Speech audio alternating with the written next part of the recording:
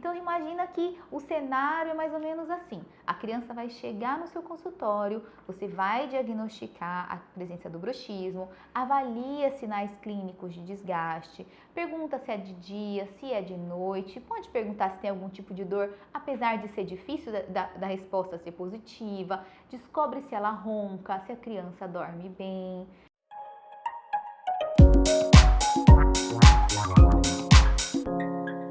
E aí você vai definindo a sua conduta de tratamento. Se não tem desgaste em dentes permanentes, você vai manter controle, vai orientar a higiene do sono e monitora.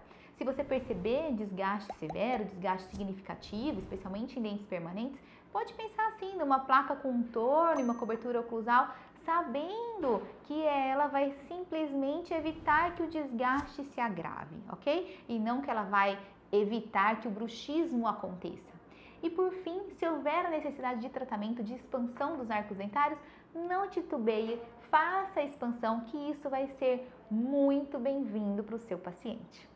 Espero que agora, a próxima vez que um paciente chegar para você e pergunte: doutora, o que fazer? Meu filho range os dentes. Você tem uma resposta pronta e na ponta da língua para ser o mais eficiente e transmitir o máximo de segurança possível para os pais nesse momento da consulta.